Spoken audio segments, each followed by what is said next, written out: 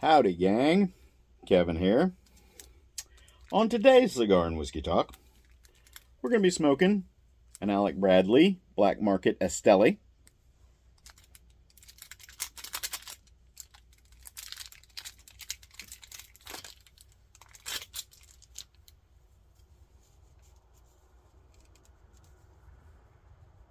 Now, the problem with these rings there is sometimes they put them on a little too tight. You can't just slide them off.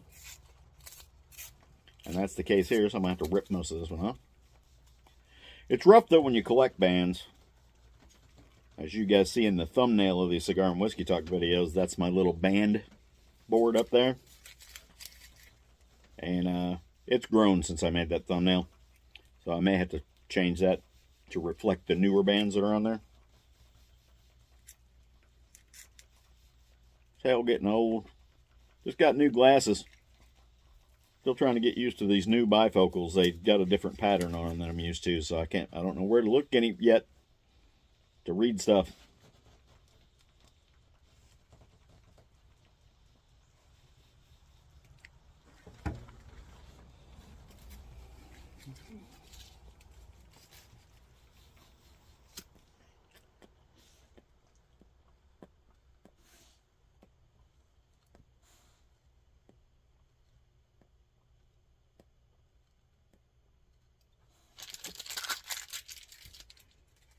And we're going to drink a little bit of this Blackberry Crown Royal that my buddy got me for my birthday a couple of months back. As you can see, I haven't put a big dent in it.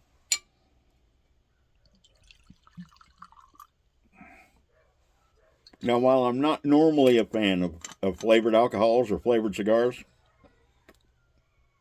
I like this pretty good. Can y'all hear the dogs singing outside? I don't know why they're doing that. Probably a delivery of my wife's Timu stuff. Anyhow, Crown Blackberry Black Market Esteli by Alec Bradley.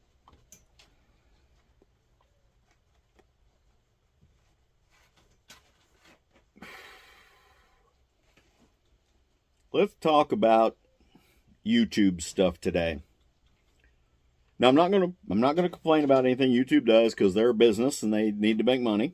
So I'm not gonna complain about YouTube shadow banning me or anything of that kind of stuff. What I am gonna talk about is I've been doing a lot of research lately, and I'm kind of gonna share with you some things that you might be able to do to help your favorite YouTube channels, especially the smaller channels. Now, I've got almost 8,000 subscribers. I don't know if what that classifies me as. Now, there are plenty of channels out there with millions of subscribers. And so, in the grand scheme of things, I'm a small channel. But then again, there are a lot of channels who have way less subscribers than Salty Dog Outdoors. And those of you who are subscribers, I really appreciate that. I'm only about half kidding. When people come up to me at events and places like that and go, "Hey, I watch your YouTube channel," I normally apologize. And I'm like, "I'm sorry." And I'll be perfectly honest with you. This is not a high-speed, low-drag YouTube channel. I don't do a bunch of production stuff. I don't do a ton of B-roll and all my stuff where, you know, I'm just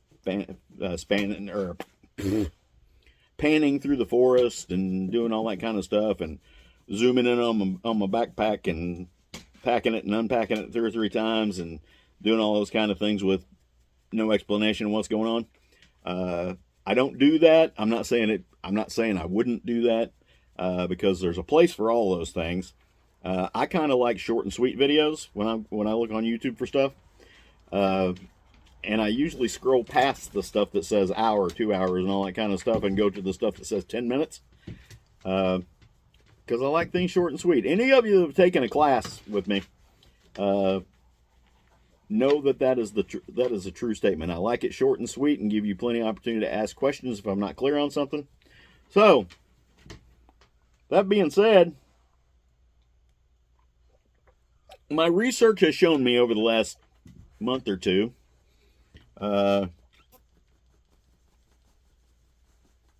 that first of all, let's talk about algorithms. Everybody talks about the YouTube algorithm, and there's not one YouTube algorithm. That's where we go down the wrong rabbit hole. YouTube has algorithms for all kinds of stuff, and it's all AI stuff. So there's not somebody doing the algorithm stuff. It's all automatic. There are people who check things. There are people who review things, but those are normally in response to a complaint of some sort. Look at my YouTube videos that have been taken down.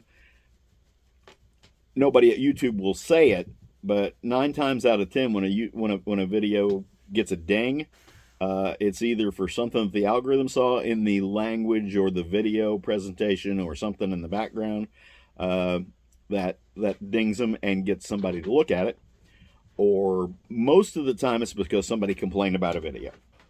And I have a hunch that's probably what it was with my videos that got taken down.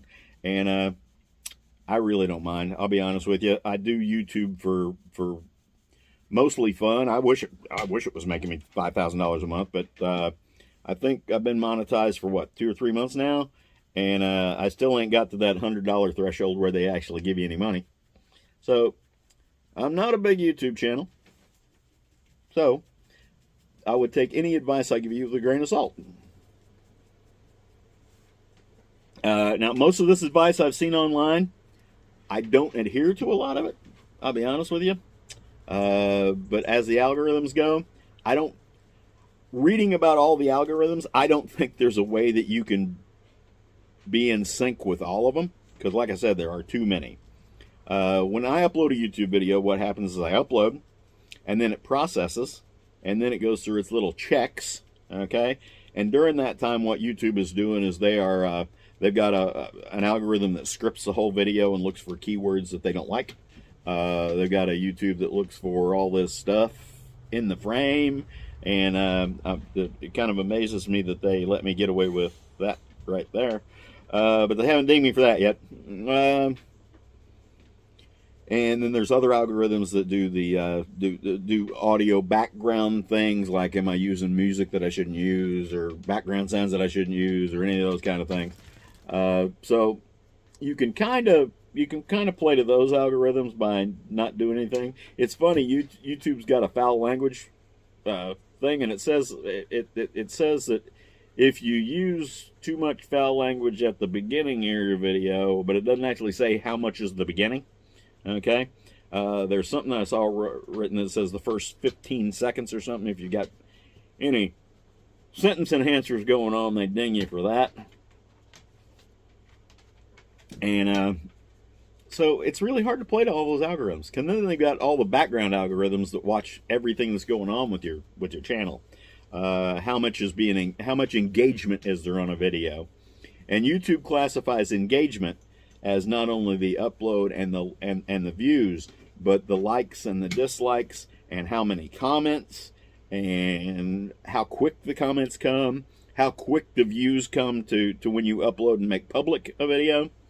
Now I've got folks that I know that have a heart attack if they don't get thousands of views in the first 15 or 20 minutes. But I don't know how to gauge that.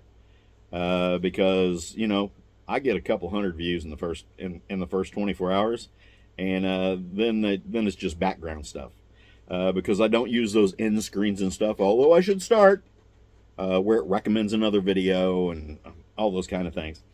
But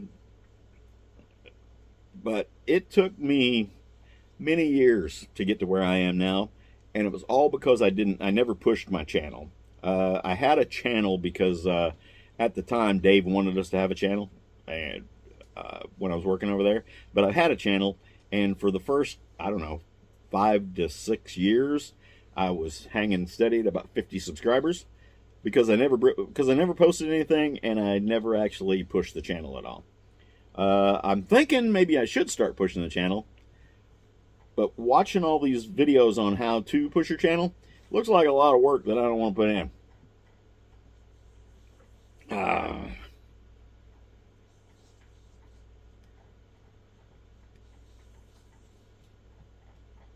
It looks like some of the keys are, well, according to what guru you listen to, It's either the key to consistent posting, or a lot of posting, or do whatever you want. So there's no good advice out there. I've read 2 or 3 of the guru books, and they also have conflicting reports. So I don't know what to do. I'll be perfectly honest with you. I'm just going to let it ride and do its organic thing and all of that. So if y'all got a real successful YouTube channel and want to give me any advice, I'll take it.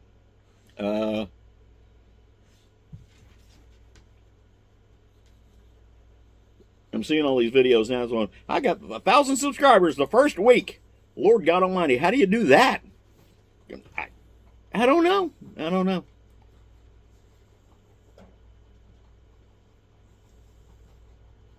Anyhow, I guess this is about riding the algorithms.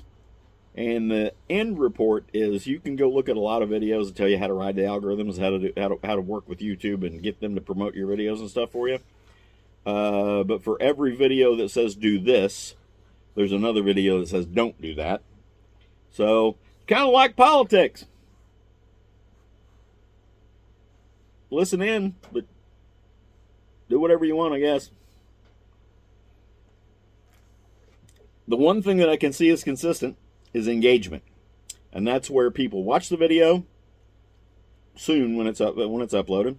When people like or dislike the video, and a like and a dislike, they're weighted exactly the same from what I can see. That means somebody watched the video, and that's all YouTube cares about. And making comments. YouTube seems to love the comments. And that's really all I've got.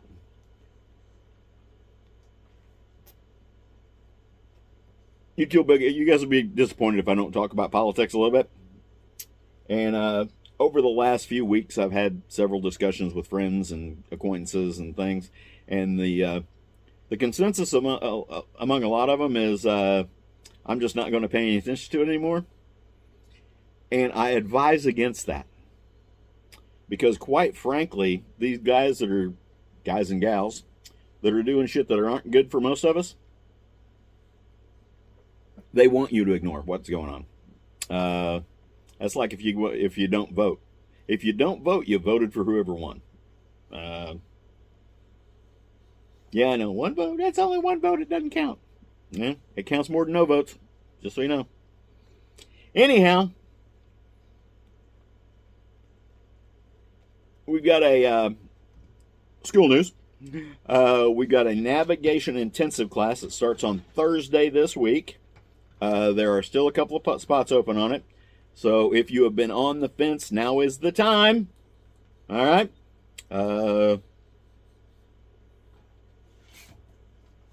Sign up for classes helps the instructors out and the school out and all those kind of things. Because quite frankly, however many students there are, that drives how many instructors are at a class. So if you want to see your favorite instructors getting work, sign up for classes. Sign up for classes.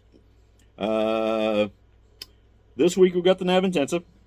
It's a really good course if you want to learn a lot of stuff about nav that you won't learn anywhere else. Land navigation. If the weekend after that, I think 6 of us are going to be at Smoky Mountain Knife Works, 6 or 7. Friday, Saturday, and Sunday. First weekend in October. Friday, Saturday, and Sunday. We're going down there for the Fall Festival and the Dealer Days thing.